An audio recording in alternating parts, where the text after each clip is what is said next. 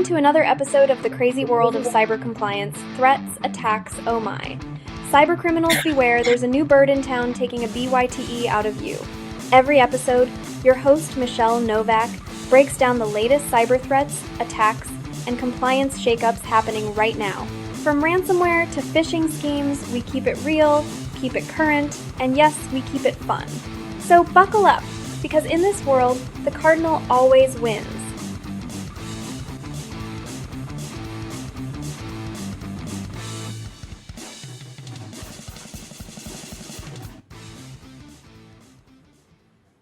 Welcome back to the crazy world of cyber compliance. I'm Michele Novack, where we talk about compliance that matters, but yet boring.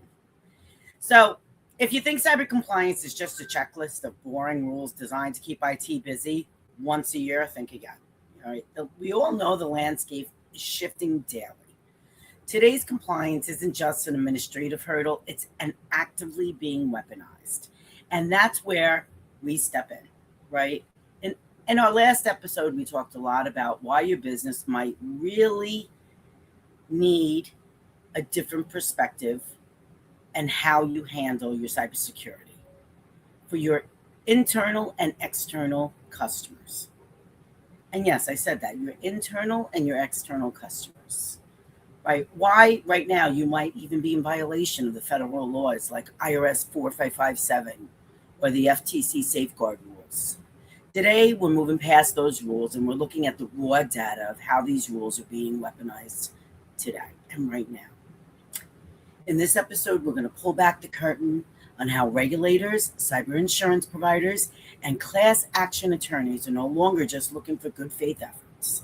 Instead, they're actively hunting for compliance gaps to deny insurance payouts, levy devastating fines, and freeze corporate revenue overnight. And I said that, and it's true. We're seeing the shift. We're seeing a massive shift in how regulators and all of these entities are targeting small and mid-sized market companies. The game has changed. Compliance is no longer a paperwork issue you handle once a year, right? Everybody thinks it's a set it and forget it. You know, once a year you have to review your policies and you have to update them and you have to have somebody review them and update the version and sign off and put together the procedures that back it up. But is that really happening? The game has changed. Compliance is no longer, again, a once a year thing. It's an operational live risk. And that's the way, as a business leader, you need to look at it. Right, we're going to unpack today the recent structural failures, the sudden surge in enforcement, and how a single oversight can freeze your revenue overnight. Let's talk about the trap. Large enterprises forcing compliance down onto mid-sized markets and small businesses. You might think I'm a mid-market or small operator. The government's too busy to audit me, but the audit isn't coming from the government first. It's coming from your biggest client. The reality is enterprise corporations and major health networks are now legally obligated to vet their entire vendor supply chain. And so are you. They're sending out massive, complex cybersecurity questionnaires to all of their partners. So what does that mean for you? Well, today I'm going to be teaching a class about third-party vendor management and how to take that assessment and the things you need to gather as a small business. But you also need to be prepared that you might be asked for this information as well. Businesses are blindly checking yes on these questionnaires just to close the deal without actually having controls in place. And that's the risk here, right? You may say, hey, I think we're doing this. Let me check it off, right? If you check yes to secure a contract and then experience a breach, you haven't just had a cyber incident, you've committed breach of contract and corporate fraud. I want you to think about that. So if you're not answering those questions, those vendor risk assessment questions, honestly, or you're not really sure what you're answering, or you don't have those processes or protocols in place, you you've committed a breach of contract and corporate fraud. We're seeing multi-million-dollar contracts canceled in 24 hours because vendors cannot provide audit-ready proof when demanded. And that, again, is something that you have control of as a business owner. You know, the IRS, the FTC, any regulators today have moved not only from the paperwork stance, but to true governance. True governance is when you're taking active approach in monitoring, watching, updating, actively living what you put on paper. That's true governance. I don't see that happen often. When I go into a client and I ask them, show me this, show me that, tell me how you do things. Because I ask first, tell me, walk me through your process as an auditor. And when they tell me their process and I look at the paperwork that they have and it doesn't match up, either they haven't looked at that paperwork or they have no idea what their process really is. So, again, it's not a set it and forget it.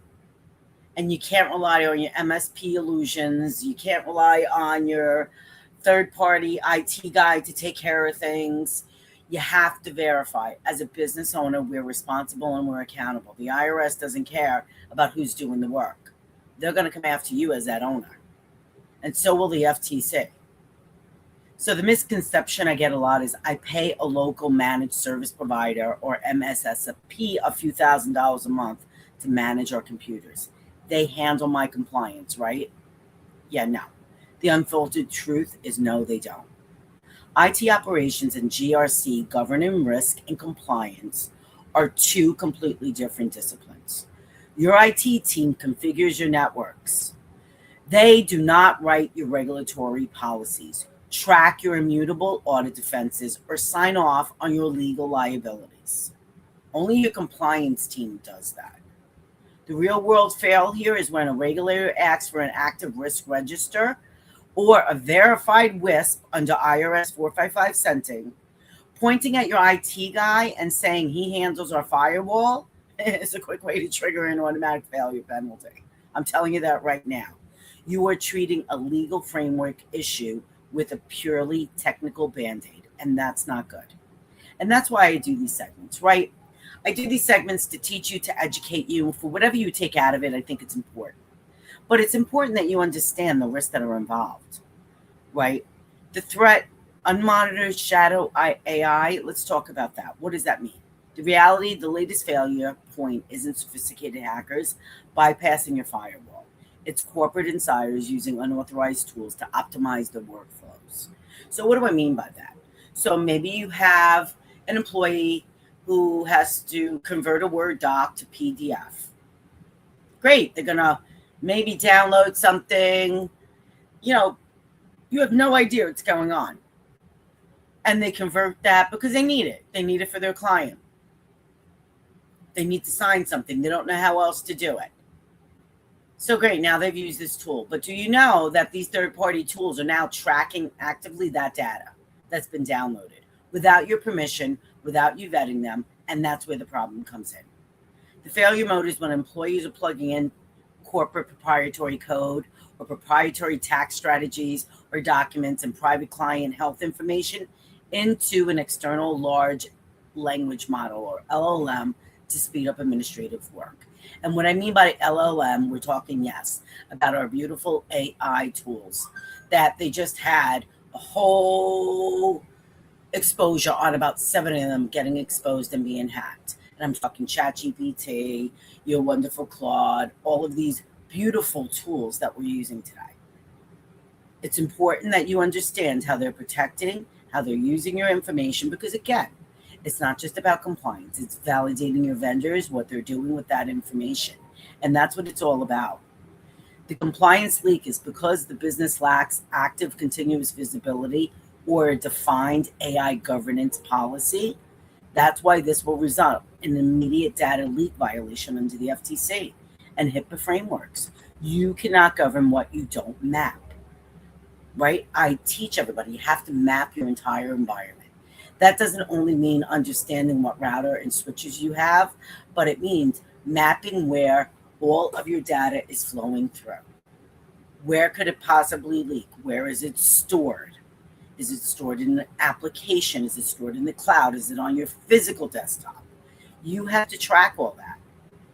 At Cardinals, we solve that current crisis. We try to solve it every day, right? We work with our clients to make them understand that the landscape is shifting too fast from manual spreadsheets.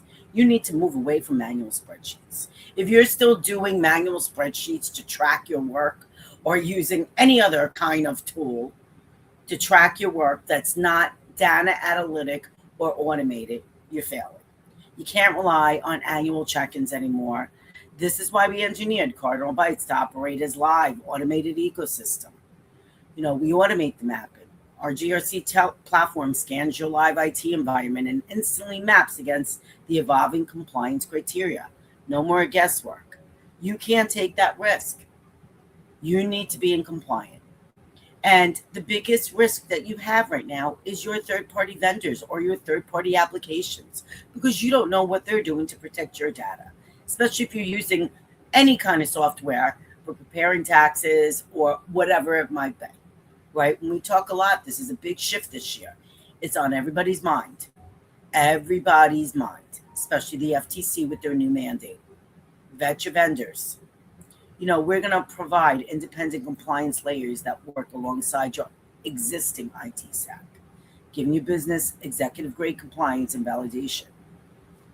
We're going to give you the immutable instant evidence. When an enterprise client or a regulator demands to see your compliance posture, you don't just scramble.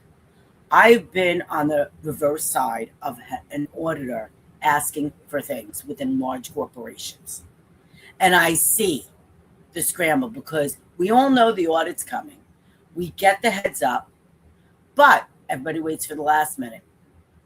There's no process in place for gathering that information, storing it in an isolated location, and having it ready and willingly giving it to an auditor.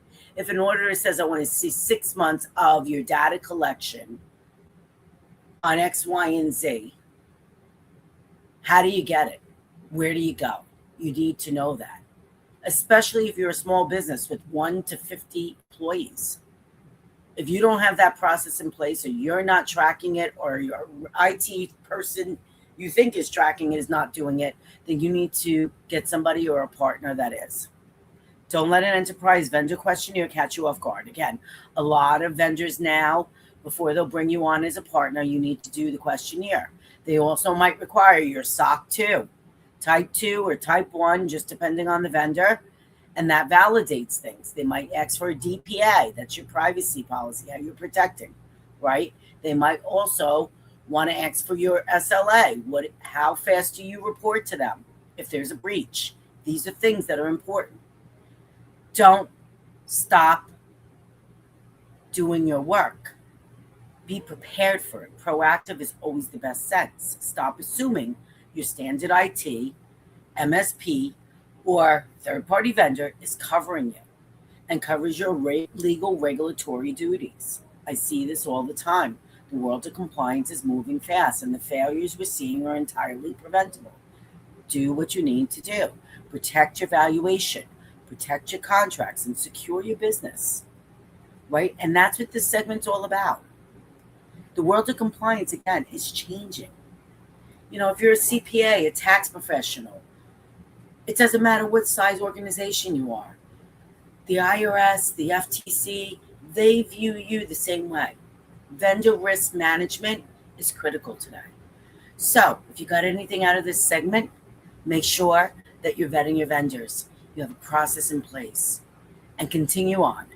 So with that said, thanks for watching this episode of the crazy world of cyber compliance today. Stay alert, stay automated, and see you next time.